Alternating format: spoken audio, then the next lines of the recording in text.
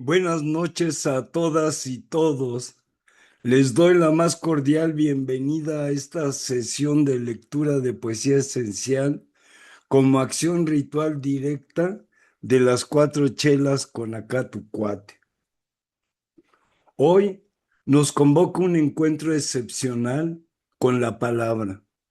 A lo largo de este rito nuestro, nos acercaremos esta vez a las voces de tres figuras fundamentales de la literatura del siglo XX: Giuseppe Ungaretti, Anna Akhmatova y Antonin Artaud. Tres autores de geografías, lenguajes y poéticas distintas, pero unidos por un mismo rasgo esencial. En sus obras, la escritura deja de ser un mero adorno estético para convertirse en un acto de resistencia, de memoria y de pura sobrevivencia humana. Iniciaremos nuestro recorrido con Giuseppe Ungaretti, nacido en Alejandría de Egipto y marcado por la experiencia devastadora de la Primera Guerra Mundial. Ungaretti redujo el lenguaje a lo esencial. Muchos de sus poemas nacieron directamente en las trincheras, pero la guerra es solo el escenario. El verdadero tema de su poesía es la fragilidad de la existencia. Pertenece al hermetismo italiano, un estilo donde los silencios, las pausas y los espacios en blanco tienen tanto peso como los versos mismos. Escucharemos hoy desde destellos brevísimos como Universo o Vagabundo hasta uno de los textos cumbre de la poesía moderna, Los ríos, donde el Nilo, el Sena, el Serquio y el Isonzo convergen para definir una identidad hecha de múltiples geografías. Ungaretti nos enseña que aún en medio de la destrucción, el ser humano puede reconocerse como una dócil fibra del universo. Daremos paso después a la voz de Anna Akhmatova, una de las poetas más sobrecogedoras de la literatura rusa. Nacida en Odessa, Akhmatova atravesó la revolución, el estalinismo y la Segunda Guerra Mundial. Su obra es inseparable del dolor de su pueblo, del silencio impuesto y de la espera agónica a las puertas de las cárceles. Sin embargo, frente al intento de borrar su voz, su poesía no se doblegó. Los textos de Akhmatova, precisos, sobrios y desgarradores, sobrevivieron gracias a un esfuerzo colectivo. Fueron memorizados en secreto y transmitidos de boca en boca antes de quemar los papeles para evitar la persecución. Al escuchar y pronunciar hoy sus versos, no solo realizaremos un acto literario, sino un gesto de memoria viva. Daremos cuerpo a una voz que se negó a morir y que nos demuestra que la poesía puede ser el refugio más firme contra el olvido. Finalmente, abordaremos la prosa convulsa y vibrante de Antonin Artaud a través de su célebre texto de 1947, Van Gogh, el suicidado por la sociedad. Artaud, poeta, dramaturgo y referente del teatro de la crueldad, concebía la palabra no como un objeto abstracto, sino como una fuerza física y corporal capaz de transformar la conciencia. Tras años de internamientos psiquiátricos y sufrimientos extremos, Artaud rechazó la etiqueta de loco aplicada a Van Gogh. Su tesis es tan provocadora hoy como en su tiempo. El pintor no fue destruido por la locura, sino por una sociedad incapaz de soportar la lucidez de quien ve demasiado. Al hablar de Van Gogh, Artaud habla también de sí mismo y de todos aquellos cuya sensibilidad desborda los límites de la norma, dejándonos una pregunta abierta sobre qué hace el mundo con quienes perciben la realidad de una manera distinta. Les invito entonces a disponer el oído y la mente para esta jornada, a escuchar sin prisa, permitiendo que cada pausa, que cada verso y cada imagen encuentren su propio eco. No buscamos hoy la elocuencia deslumbrante, sino esa chispa de verdad que solo la gran literatura es capaz de encender en nuestra propia experiencia. Muchas gracias por estar aquí. Comencemos.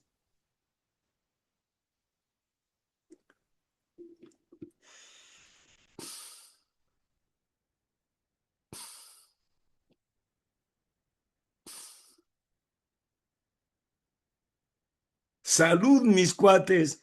Estamos en la chela de la sed. Acercarse a Giuseppe Ungaretti es acercarse a una de las voces que cambiaron para siempre la poesía del siglo XX. Nacido en la Alejandría de Egipto, de padres italianos, vivió entre culturas, lenguas y geografías distintas. Fue un hombre marcado por el desarraigo, por los viajes y sobre todo por la experiencia devastadora de la Primera Guerra Mundial, donde combatió como soldado. Muchos de los poemas que escucharemos esta noche fueron escritos en las trincheras o nacieron de esa experiencia límite. Pero sería un error pensar que la poesía de Ungaretti es únicamente una poesía de guerra. La guerra es el escenario, el verdadero tema es el ser humano. Sus poemas hablan de la fragilidad, de la memoria, del exilio, de la amistad, de la muerte y también de esos instantes de revelación en los que el mundo parece adquirir por un momento una transparencia inesperada. Ungaretti fue uno de los grandes representantes del llamado hermetismo italiano, aunque él mismo precede y desborda esa etiqueta. Su escritura reduce el lenguaje a lo esencial. Cada palabra parece haber sido despojada de todo lo superfluo, como si hubiera atravesado el silencio antes de llegar a la página. En sus versos, los espacios, las pausas y los blancos tienen tanto peso como las palabras mismas. Por eso, su poesía no solo se lee, también se escucha. Encontraremos aquí poemas brevísimos como Universo, Lejos o Vagabundo, donde unas cuantas palabras bastan para abrir un horizonte inmenso. En ellos, una imagen, el mar, el cielo, un río, una sombra, contiene una reflexión sobre la existencia entera. También escucharemos poemas más extensos, como Los ríos, uno de los textos fundamentales de la poesía moderna. En él, los ríos dejan de ser accidentes geográficos para convertirse en la memoria viva del poeta, el Nilo de su nacimiento, el Sena de su juventud, el Serquio de sus antepasados y el Isonzo de la guerra confluyen en un mismo cauce, el de una identidad hecha de múltiples pertenencias. Hay además poemas dedicados a quienes ya no están. In Memoriam recuerda a Mohamed Seab, un amigo incapaz de encontrar una patria entre dos culturas.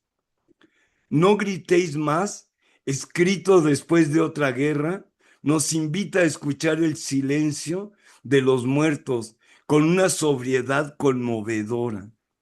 En ambos casos, la elegía evita el sentimentalismo y alcanza una emoción profunda precisamente por su contención.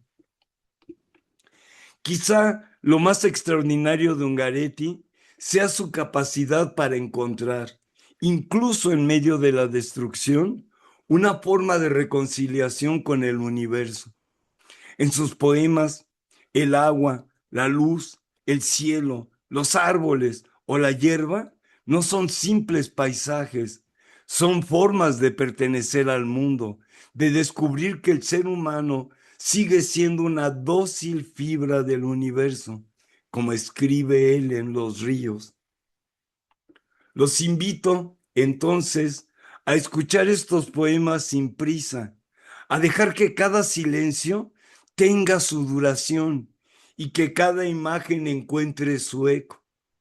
La poesía de Ungaretti no busca deslumbrarnos con la elocuencia, busca algo más difícil, que una palabra justa ilumine por un instante nuestra propia experiencia.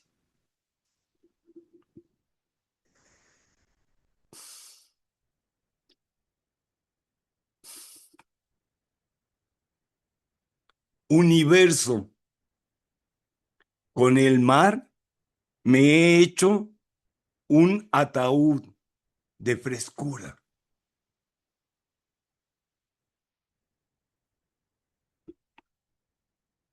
Cielo despejado. Después de la creciente niebla, una por una, las estrellas se quitan el velo. Respiro el aire fresco que el color del cielo me ofrece. Sé que soy una pasajera imagen atrapada en un círculo inmortal.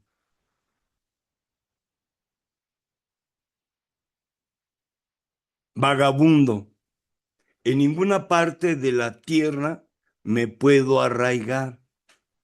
A cada nuevo clima que encuentro, descubro desfalleciente que una vez ya le estuve habituado.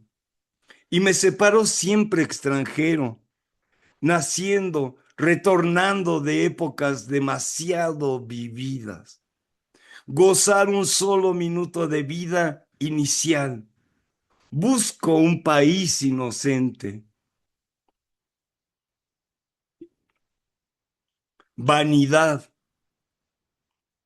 De improviso está alto sobre las ruinas el límpido estupor de la inmensidad. Y el hombre encorvado sobre el agua, sorprendida por el sol, se descubre una sombra, mecida y despacio rota.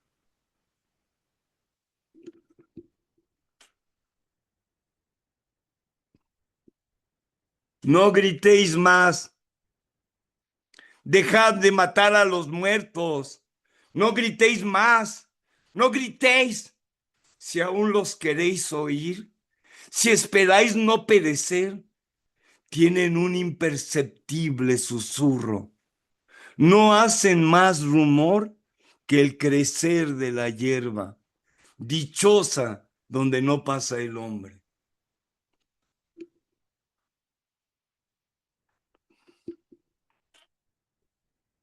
Lejos, lejos, lejos, como a un ciego que han traído de la mano.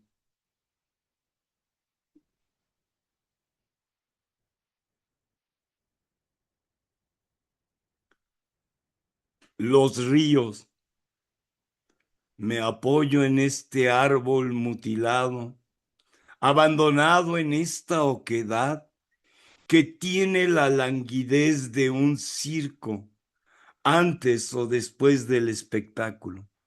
Y miro el pasaje tranquilo de las nubes sobre la luna. Esta mañana me he tendido en una urna de agua y como una reliquia he reposado. El isonzo corriendo me suavizaba como a una de sus piedras. He levantado mis 4 huesos y me he marchado como un acróbata sobre el agua.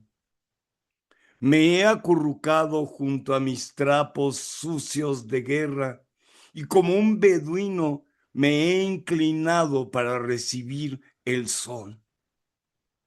Este es el isonzo donde mejor me he reconocido, una dócil fibra del universo. Mi suplicio es cuando no me creo en armonía, pero esas ocultas manos que me deslíen me regalan la rara felicidad. He repasado las épocas de mi vida.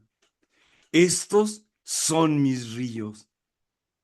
Este es el Serquio en el que han bebido 2000 años tal vez de mi gente campesina y mi padre y mi madre. Este es el Nilo que me ha visto nacer y crecer y arder de inconsciencia en las extensas llanuras. Este es el Sena y en su turbulencia me he mezclado y me he reconocido. Estos son mis ríos reunidos en el Isonzo. Esta es mi nostalgia, que en cada uno me transparenta, ahora que es noche, que mi vida me parece una corola de tinieblas.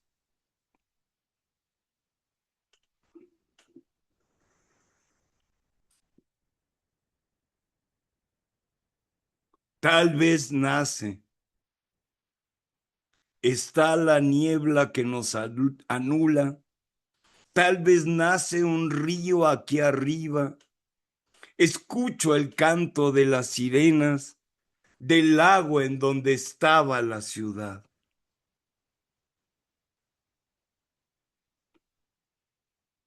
Gozo,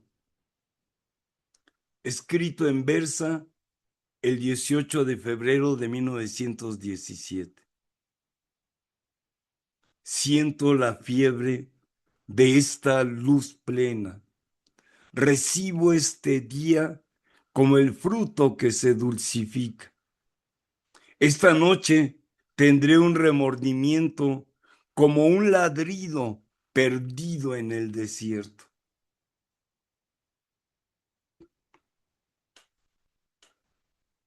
Te destrozaste.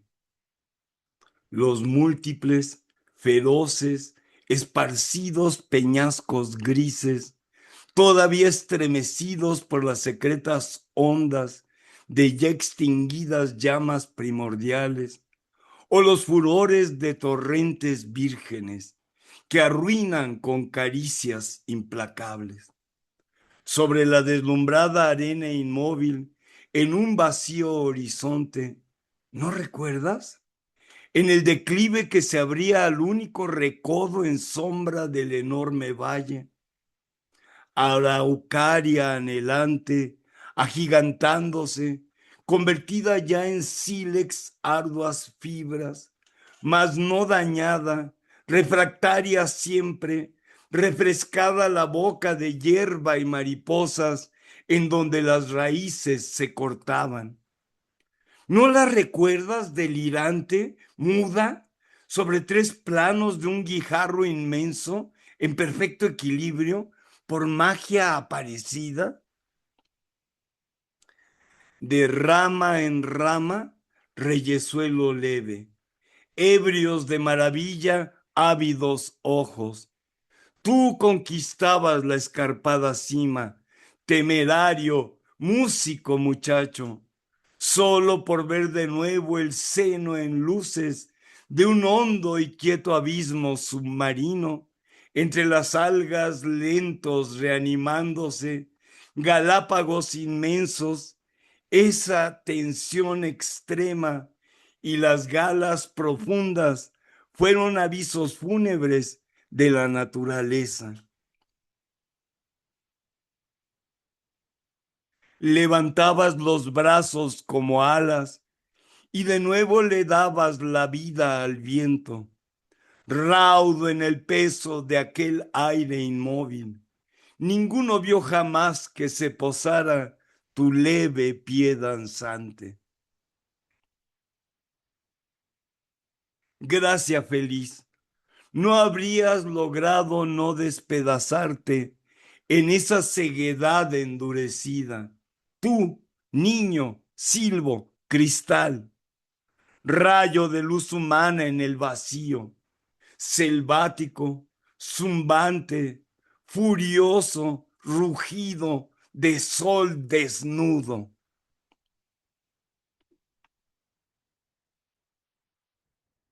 Se lleva, escrito en Roma a fines de marzo de 1918.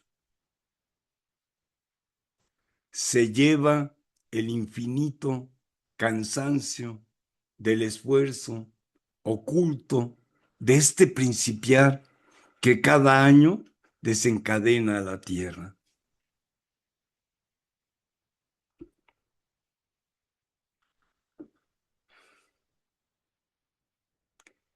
In Memoriam, escrito en Lokvitsa el 30 de septiembre de 1910.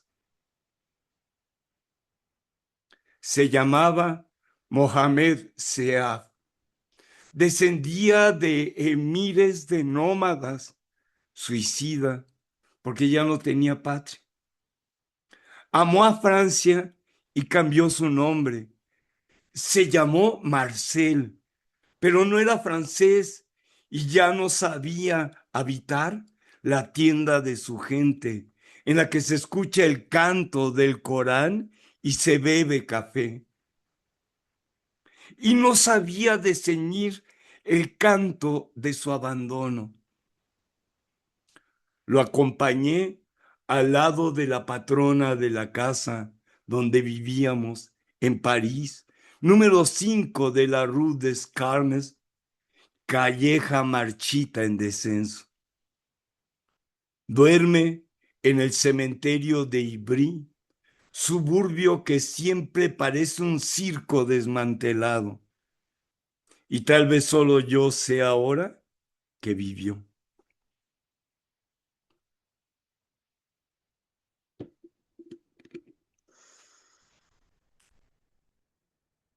Luca, en mi casa en Egipto, después de la cena, ya rezado el rosario, mi madre nos hablaba de estos lugares. Mi infancia vivió toda maravillada. La ciudad tiene un tráfago timorato y fanático.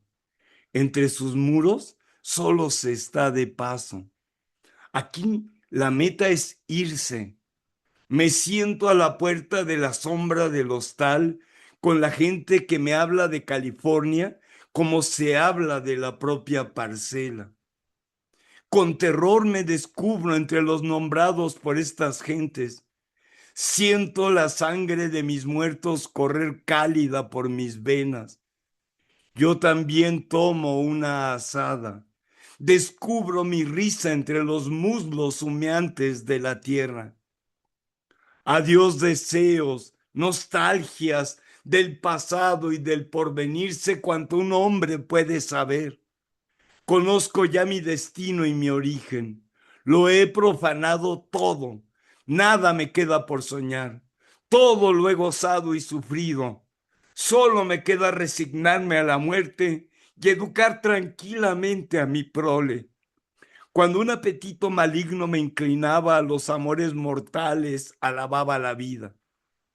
Ahora que yo también considero que el amor es una garantía de la conservación de la especie, la muerte está a la vista.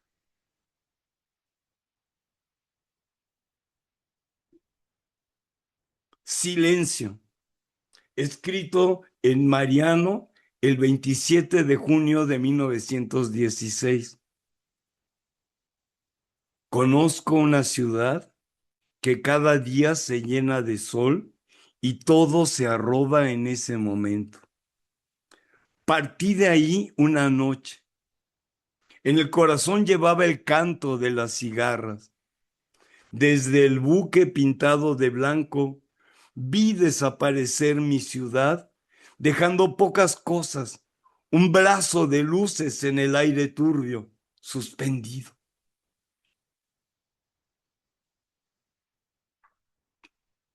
Ironía. Oigo la primavera en las doloridas ramas negras. Solo a esta hora se puede oír mientras se pasa frente a las casas solas con los propios pensamientos. Es la hora de las ventanas cerradas, pero esta tristeza de los retornos me ha quitado el sueño. Un halo verde amanecerá mañana, tiernamente apoyado en las ramas aún secas. Cuando llegó la noche, Dios no se da reposo. Solo a esta hora le es dado al raro soñador el martirio de escuchar la creación. Esta noche, aunque es de abril, nieva sobre la ciudad. Ninguna violencia supera la de los semblantes silenciosos y fríos.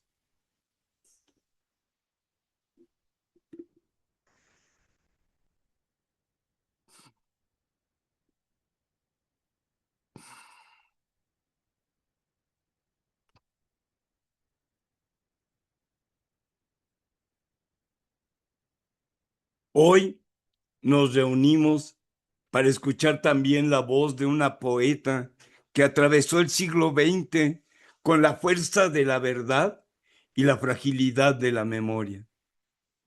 Ana Akhmatova, su poesía, escrita en medio de guerras, censuras y pérdidas, no es un refugio, sino un testimonio. Cada verso suyo es un fragmento de historia y un latido humano que se niega a desaparecer.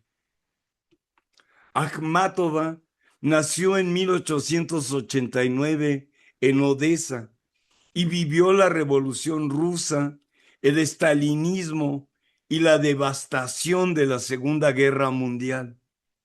Su obra es inseparable de esas circunstancias: la represión, el silencio impuesto, la espera interminable frente a las cárceles donde estaban sus seres queridos. Pero lo que la distingue es que supo transformar ese dolor en palabra esencial, en poesía que no se doblega. El libro que hoy nos convoca, Poemas, publicado por la Universidad Nacional Autónoma de México, en la traducción de Jorge Bustamante García, nos ofrece una selección que condensa esa experiencia. Son textos breves, intensos, que no buscan adornar la realidad, sino desnudarla. Akhmatova escribe con una economía extrema. Cada imagen es precisa, cada palabra es necesaria. Leeremos 15 poemas, 15 momentos de una vida que se convirtió en símbolo de resistencia y de fidelidad a la poesía. Escucharemos su voz en español, pero detrás de cada verso late el ruso original con su cadencia y su dureza. Esta lectura no es solo un acto literario, es también un gesto de memoria. Akhmatova fue silenciada en su tiempo, pero sus poemas sobrevivieron, transmitidos de boca en boca, memorizados en secreto, escritos en papeles que luego se quemaban para evitar la persecución. Hoy, al pronunciarlos en voz alta, repetimos ese acto de resistencia. Damos cuerpo a una voz que se negó a morir. Que esta sesión sea entonces un espacio de escucha y de silencio compartido. Que cada poema nos recuerde que la poesía puede ser un arma contra el olvido y que Ana Akhmatova siga hablándonos no como una figura distante, sino como una presencia viva que nos interpela. Salud, estamos en la segunda.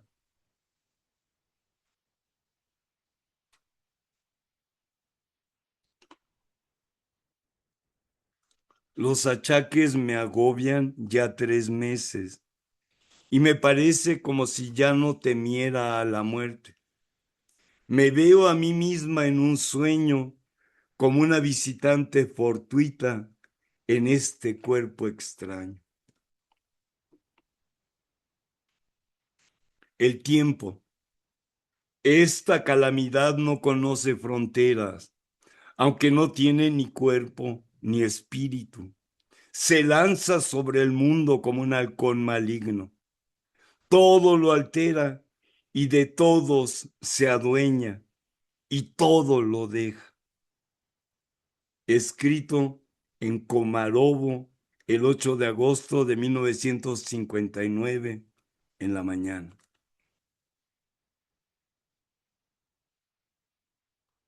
Una voz se escucha en el zaguán y llama a cada uno por su nombre.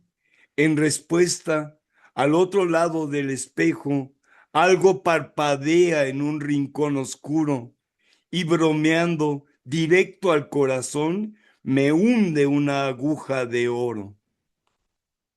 Escrito en Moscú el 29 de marzo de 1960.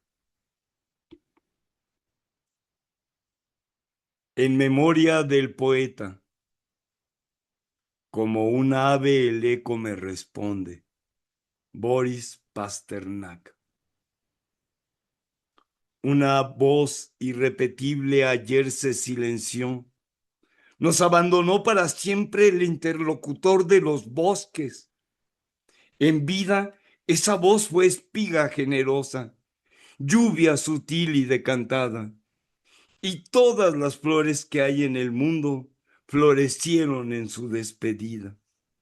De inmediato, todo cayó en el planeta.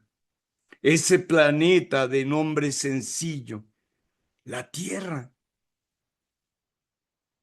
escrito en Moscú el 11 de junio de 1960. Eco, hace tiempo se cerraron los caminos al pasado. ¿Qué significa para mí el pasado ahora? ¿Qué hay allá? ¿Baldosas ensangrentadas? ¿O alguna puerta sellada? ¿O tal vez el eco que todavía no se extingue, aunque así yo lo quisiera? Este eco es, quizás, lo mismo que yo llevo en el alma.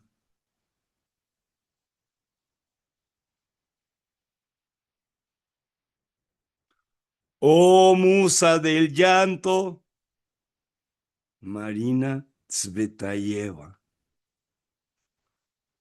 Yo aquí renuncié a todo, a cualquier bien terrenal. Solo conservo los árboles del bosque como un espíritu que todo lo llena. Cada quien está un poco de visita en esta vida. Vivir es solo una costumbre. Me parece escuchar en los lenguajes del aire la llamada de dos voces extrañas. ¿Dos voces? Y en el muro de al lado, en la manigua de los tupidos frambuesos, hay una oscura y fresca rama de saúco. Es una carta de Marina.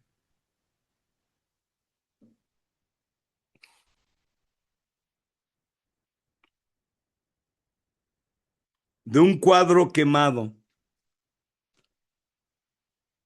And thou art distant in humanity. Keats.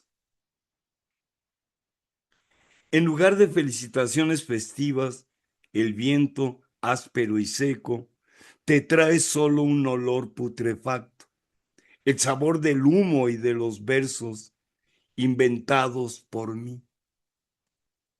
24 de diciembre de 1961.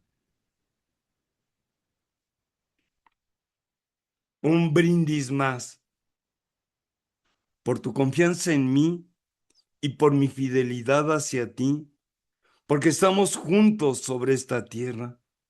Ojalá vivamos por siempre hechizados, aunque no haya en el mundo hermosos inviernos, ni trazos de cruces en el cielo, ni cadenas de aire más largas que los puentes, porque todo se cubra de polvo en silencio, porque ya no nos podremos ver nunca más.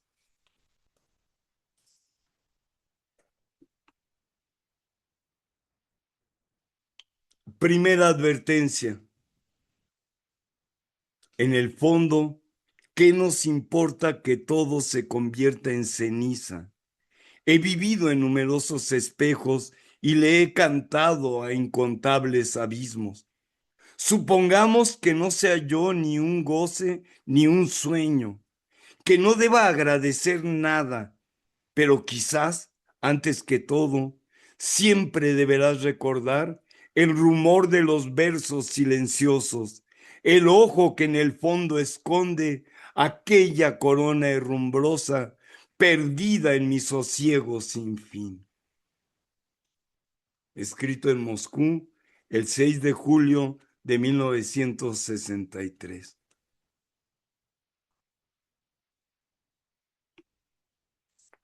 Yo juego al mismo juego del cual me moriré.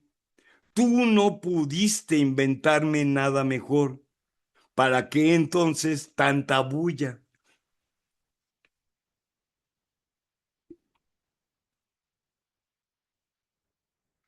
Ayer soñé casi contigo.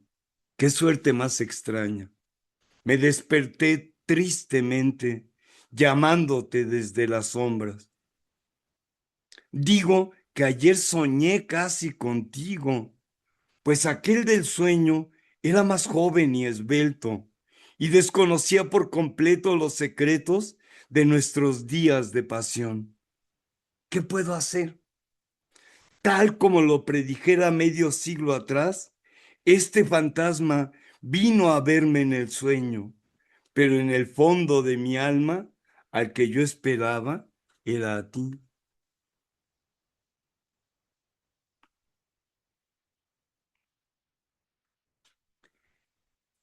En lugar de dedicatoria, vago en las olas y me escondo en el bosque. Soy tal vez como un esmalte límpido. Soporto muy bien las despedidas, pero los encuentros contigo solo un poco. Verano de 1963.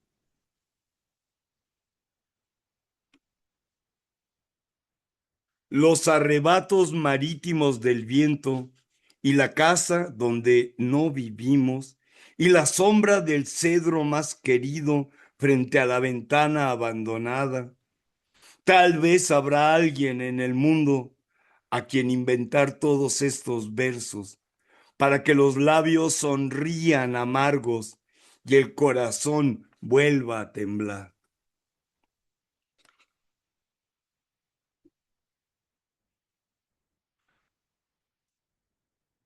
Aunque la tierra no sea ya entrañable, es un lugar para siempre inolvidable. En el mar todavía se puede encontrar agua dulce tiernamente helada. En el fondo la arena es más blanca que la arcilla. El aire es ebrio, como el vino, y el cuerpo rosado de los pinos se descubre a la hora del ocaso. Y el propio ocaso en el espacio es tal que yo misma no puedo ya entender si es el final del día o el de la vida, o el misterio de los misterios otra vez.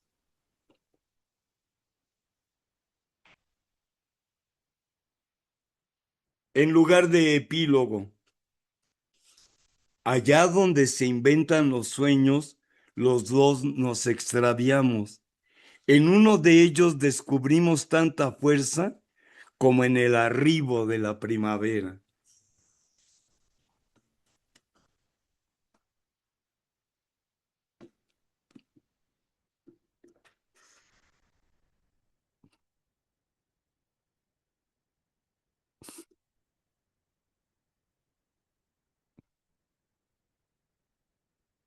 Salud, mis cuates. Estamos en la tercera chela, la chela de la confianza. Hay escritores cuya obra puede leerse, otros cuya obra exige ser escuchada. Antonin Artaud pertenece a estos últimos. Su escritura no busca únicamente comunicar ideas, busca producir una conmoción. Leerlo en voz alta significa devolverle algo de su naturaleza original, porque para Artaud la palabra no era un objeto literario, sino una fuerza física, una vibración del cuerpo, un acto capaz de alterar la conciencia. Nacido en Marsella en 1896, Artaud fue poeta, actor, dramaturgo, ensayista, tarahumara y uno de los grandes renovadores del pensamiento teatral del siglo XX. Su nombre suele asociarse al llamado teatro de la crueldad, una expresión que con frecuencia se ha malinterpretado. La crueldad de la que hablaba Artaud no era la violencia por la violencia misma, sino la necesidad de llevar al ser humano hasta un punto de verdad del que ya no pudiera escapar. El teatro, decía él, debía dejar de ser una representación para convertirse en una experiencia capaz de transformar a quien la vive. Por esa búsqueda, él tuvo que pagar un costo inmenso. Artaud pasó largos periodos internado en hospitales psiquiátricos. Fue sometido a decenas de sesiones de electrochoque y convivió durante toda su vida con un sufrimiento físico y mental extraordinario. Sin embargo, reducir su obra a la enfermedad sería repetir precisamente aquello contra lo que él luchó. La tentación de explicar una voz incómoda como si fuera únicamente el síntoma de una patología. El texto que escucharemos esta tarde, Van Gogh, el suicidado por la sociedad, fue escrito en 1947, un año antes de la muerte de Artaud. Surgió como respuesta a una exposición dedicada al pintor holandés y sobre todo como una refutación del diagnóstico que había convertido a Van Gogh en el paradigma del artista loco. Artaud invierte radicalmente esa perspectiva. Su tesis es tan provocadora hoy como entonces. Van Gogh no fue destruido por su locura, sino por una sociedad incapaz de soportar la lucidez de quien veía demasiado. La sociedad, sostiene Artaud, necesita llamar locos a ciertos hombres para protegerse de las verdades que estos revelan. De ahí el título del ensayo, que no es Van Gogh el suicida, sino Van Gogh el suicidado por la sociedad. Sin embargo, sería un error escuchar este texto únicamente como una defensa de Van Gogh. Mientras habla del pintor, Artaud está hablando también de sí mismo, y acaso de todos aquellos cuya sensibilidad desborda las categorías con las que una época intenta ordenar el mundo. Es una reflexión sobre la creación artística, sobre la diferencia, sobre la violencia de la normalidad y sobre el precio que a veces paga quien se niega a renunciar a su propia visión. Conviene recordar, además, que este no es un ensayo académico. No encontraremos aquí una biografía de Van Gogh ni un análisis convencional de su pintura. Lo que escucharemos es una prosa que avanza con la intensidad de un poema y la vehemencia de un manifiesto. Hay momentos de argumentación, pero también de invocación, de denuncia y de arrebato. Artaud escribe como quien libra un combate con el lenguaje, y esa energía es parte esencial de la obra. Les invito entonces a escuchar este texto sin apresurarse a estar de acuerdo o en desacuerdo con sus afirmaciones. Más que buscar conclusiones, dejemos que la voz de Artaud nos interrogue, porque quizá la pregunta que atraviesa estas páginas sigue siendo profundamente actual. ¿Qué hace una sociedad con quienes ven el mundo de otra manera? ¿Los escucha? ¿Los celebra? ¿O termina por expulsarlos? Con esa pregunta abierta, les dejo ahora con Van Gogh, el suicidado por la sociedad, de Antonin Artaud.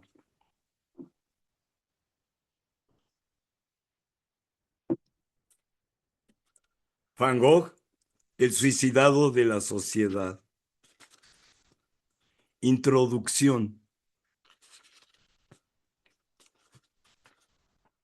Puede hablarse de la buena salud mental de Van Gogh, que en toda su vida solo se hizo asar una mano y fuera de esto no pasó de cortarse la oreja izquierda en una ocasión.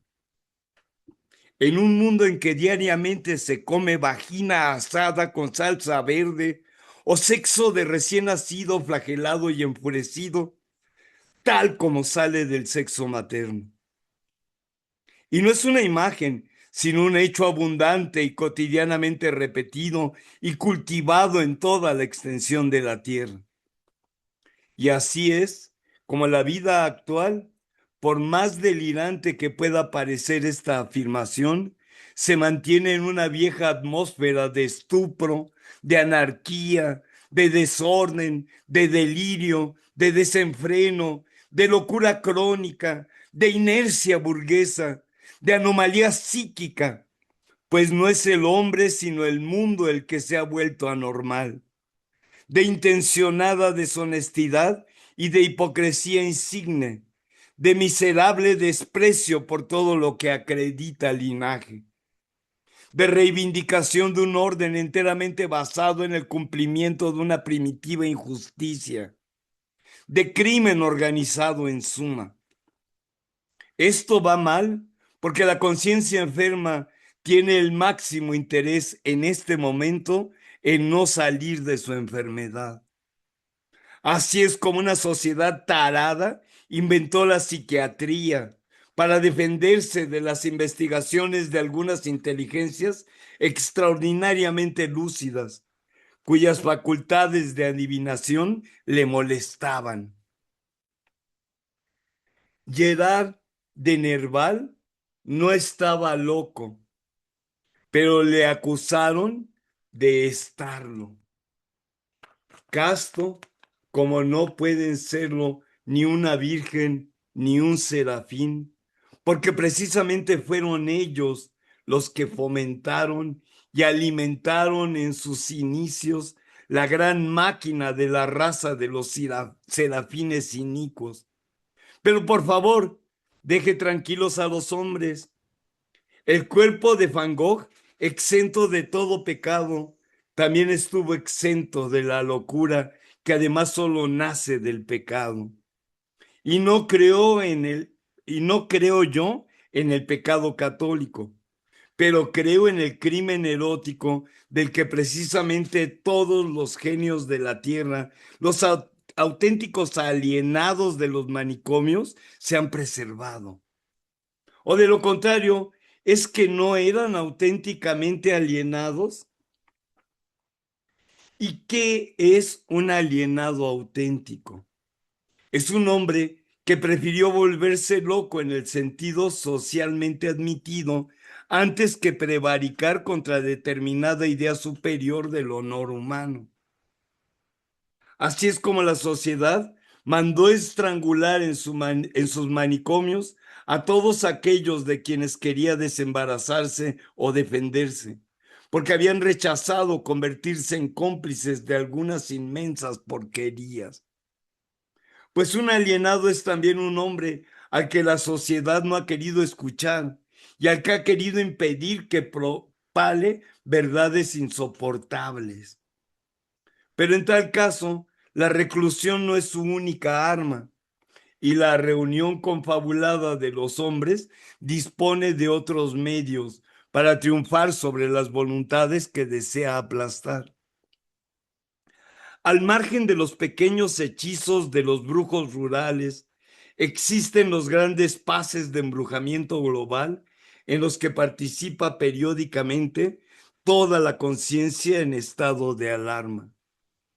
Así es como, con ocasión de una guerra, de una revolución, de un trastorno social todavía en germen, la conciencia unánime es interrogada y se interroga y luego emite su juicio. También puede sucederle que en ciertos casos individuales de resonancia la provoquen y la saquen de sí misma. Así es como hubo hechizos unánimes en los casos de Baudelaire, Edgar Poe, Gerard de Nerval, Nietzsche, Kierkegaard, Hölderlin, Coleridge, y los hubo en el caso de Van Gogh. Pueden tener lugar de día, pero en general suelen tener lugar de noche. Así es como extrañas fuerzas son elevadas y conducidas a la bóveda astral, a esa especie de cúpula sombría que por encima de la respiración de la humanidad constituye la venenosa agresividad del espíritu maligno de la mayoría de la gente. Así es como las escasas buenas voluntades lúcidas que han tenido que debatirse en la tierra en ciertas horas del día o de la noche se ven sumidas en las profundidades de auténticos estados de pesadilla en vela y rodeadas por la formidable succión, por la formidable opresión tentacular de una especie de magia cívica que pronto veremos aparecer en las costumbres de modo manifiesto. Ante esta porquería unánime que tiene a un lado el sexo y al otro la misa, u otros ritos psíquicos como base o punto de apoyo, no existe delirio en pasearse de noche con un sombrero coronado por 12 velas para pintar un paisaje del natural. Pues cómo se las hubiera arreglado el pobre Van Gogh para iluminarse. Como hace unos días apuntaba continuo nuestro amigo el actor Roger Blin. En lo tocante a la mano asada, se trata de heroísmo puro y simple. Y en cuanto a la oreja cortada, no es más que lógica directa. Y lo repito, un mundo que de día y de noche y cada vez más come lo incomible para que su maléfica voluntad alcance sus fines, sobre esta cuestión no tiene otra alternativa que cerrar el pico.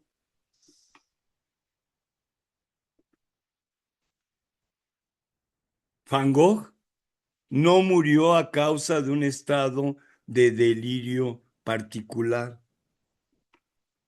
sino porque corporalmente fue el campo de acción de un problema en torno del que el espíritu inicuo de esta humanidad se debate desde los orígenes. El problema del predominio de la carne sobre el espíritu, del cuerpo sobre la carne o del espíritu sobre ambos. Y en ese delirio, ¿dónde está el lugar del yo humano? Van Gogh buscó el suyo durante toda su vida con una energía y una determinación singulares. Y no se suicidó en un ataque de locura por la angustia de no llegar a encontrarlo, sino al contrario, acababa de encontrarlo y de descubrir qué era y quién era él mismo. Cuando la conciencia general de la sociedad, para castigarle por haberse separado de ella, le suicidó. Y le sucedió a Van Gogh, tal como suele suceder habitualmente con motivo de una bacanal, de una misa, de una absolución o de cualquier otro rito de consagración, de posesión, de sucubación o de incubación. Luego, la sociedad se introdujo en su cuerpo. Esta sociedad absuelta, consagrada, santificada y poseída, borró en él la conciencia sobrenatural que acababa de adquirir y como una inundación de cuervos negros en las horas de su árbol interno, le sumergió en una última oleada y tomando su lugar, le mató, pues está en la lógica anatómica del hombre moderno el no haber podido vivir nunca ni pensar en vivir, sino como poseído.